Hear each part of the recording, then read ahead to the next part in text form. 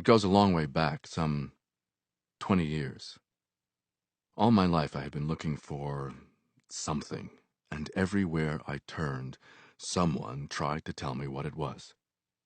I accepted their answers, too, though they were often in contradiction and even self-contradictory. I was naive. I was looking for myself and asking everyone except myself questions which I, and only I, could answer. It took me a long time and much painful boomeranging of my expectations to achieve a realization everyone else appears to have been born with, that I am nobody but myself. But first I had to discover that I am an invisible man. The Negro is a sort of seventh son, born with a veil, and gifted with second sight in this American world, a world which yields him no true self-consciousness, but only lets him see himself through the revelation of the other world. It is a peculiar sensation, this double consciousness, this sense of always looking at oneself through the eyes of others, of measuring one's soul by the tape of a world that looks on in amused contempt and pity. Make her speak. I have no speech, no name. I live in the action of death, the blood cry, the penetrating wound.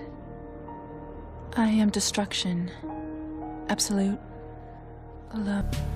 In that text, he presents an idea of double consciousness. And what double consciousness is, essentially, is how black people see themselves through others' eyes. And when I started thinking about how I wanted to represent that through pictures, I hit, obviously, a major roadblock. I am a tall white man, and I've got no real-life experience with double consciousness. I'm not ashamed of my grandparents for having been slaves. I am only ashamed of myself for having at one time been ashamed. About 85 years ago, they were told that they were free, united with others of our country in everything pertaining to the common good and in everything social separate, like the fingers of the hand. And they believed it. They exulted in it. They stayed in their place, worked hard, and brought up my father to do this. The old man's words were like a curse. On my graduation day, I delivered an oration in which I showed that humility was the secret, indeed the very essence of progress. Not that I believed this. How could I, remembering my grandfather? I only believed that it worked. It was a great success. Everyone praised me, and I was invited to give the speech at a gathering of the town's leading white citizens. It was a triumph for our whole community.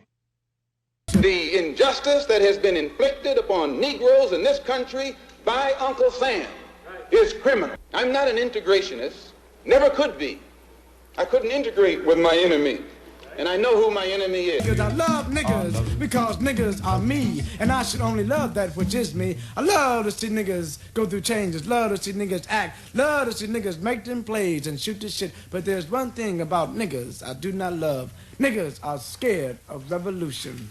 We declare our right on this earth to be a man, to be a human being, to be respected as a human being, to be given the rights of a human being in this society, on this earth, in this day, which we intend to bring into existence by any means necessary.